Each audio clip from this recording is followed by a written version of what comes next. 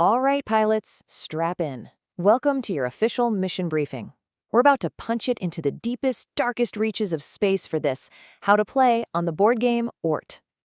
Yep, that's your new job title. You're not just any pilot. You're a privateer, an adventurer, one of the very few with a hyper-driven rocket, all set to go out there and claim your fortune among the stars. So here's the deal. The year is 3327. Humanity? Yeah, we've spread out all across the solar system, but civilization is hungry. Resources are getting super scarce, and the folks in charge, they're relying on competitive, daring pilots. Yep, that means you, to head out into that lawless frontier and bring back the stuff we all need to survive. Okay, here's our flight plan for this little briefing. First, we'll talk about your mission, then getting ready for launch. After that, navigating deep space, followed by let's call it the fine art of raiding, and finally, how you're going to win this whole space race. So let's get right to the heart of it. Make no mistake, this is not some friendly little expedition. Oh no, this is a high-stakes, cutthroat race where you'll be going head-to-head with other pilots, fighting for every single last scrap of valuable material out there. And where are you going? This is your hunting ground, the Oort cloud.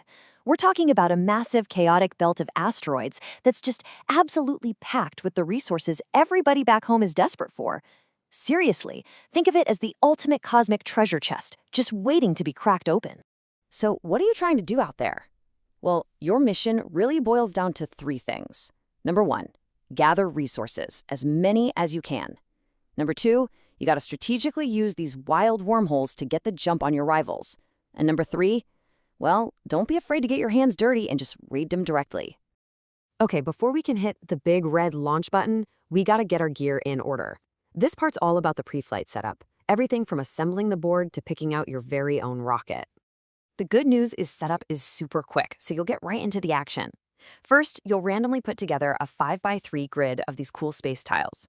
Then, you'll place all 30 of the resource tokens out on the marked asteroids. And the last step? You get to pick the rocket that just, speaks to you. All right, so let's talk about the loot. What are you actually hunting for? There are 6 different types of resources, and trust me, you're going to want to pay close attention to all of them.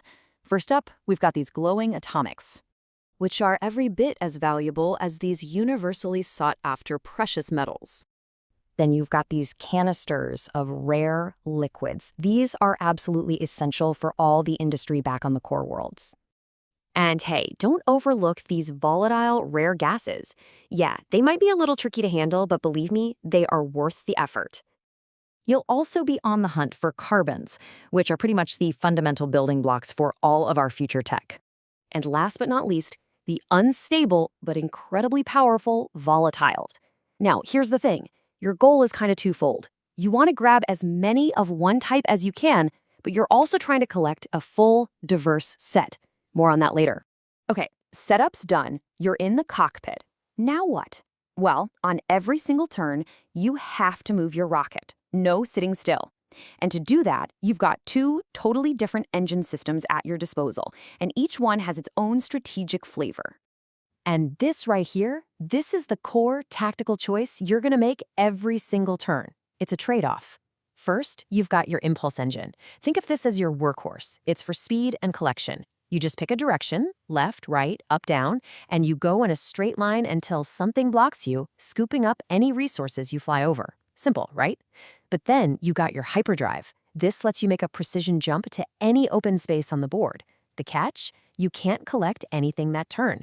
So that's the big question. Do you grab what's right in front of you now, or do you sacrifice a turn to set yourself up for a much, much bigger play down the line? Now, here's a really cool wrinkle for your impulse engine. Wormholes. If your straight line move takes you into a wormhole, bam, you instantly jump to any other open wormhole on the board. It's like a free cross-map ticket. But, and this is a big but, you have to keep moving in the same direction you were originally going. It's a fantastic way to zip across the board in a flash, but you really got to think ahead about where you're going to pop out. So, flying around and collecting stuff is all well and good, but this is a cutthroat business, remember? So now, let's get to the really fun part. Taking stuff that isn't yours. Okay, here's how it works. After you make a move with your impulse engine, and only your impulse engine, if you end your turn right next to another pilot, you can declare a raid. This means you just reach over and steal one resource token of your choice right out of their cargo hold. It is, without a doubt, the fastest way to get exactly what you need while totally messing up your rival's plans. But hold on, there are rules of engagement. You can't just bully someone who's been parked next to you. For a raid to be legal, there are two critical conditions. First, you could not have been next to them at the start of your turn. You have to actively fly in to make the threat. Second, even if you're a daredevil and you land between 2 or 3 other rockets, you only get to raid one of them. So you gotta choose your target wisely. So, how does this all end?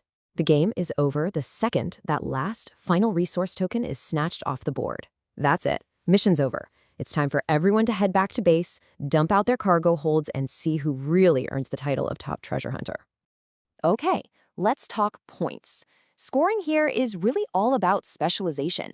Just look at how these points ramp up. If you have just one of a resource, it's worth nothing, 0 points. 2 gets you a single point, but then it starts to jump. 3 gets you 3 points, 4 gets you 6, and if you manage to collect 5 of a kind, that's a massive 10 points. So the more you specialize, the bigger your reward gets. This also means you have to be watching your opponents like a hawk. If you see someone hoarding a bunch of one resource, it might be a great strategic move to grab the last one off the board, just to block them from getting that huge bonus. But wait, there's a twist. This is the part that creates this awesome tension in the game. On top of all those points for specializing, you get a flat 5-point bonus for each complete set of all 6 different resources that you've managed to collect. So that's the big puzzle, right? Do you go all in on 1 or 2 types to max out those high scores, or do you try to stay diversified and hunt for those valuable set bonuses? Nailing that balance, that is the key to victory. And that's your mission. You've got the intel, you've got the ship, and the Oort cloud is out there right now, just waiting for you, filled with both fortune and, of course, rivalry. Your briefing is complete, privateer. Now get out there and stake your claim.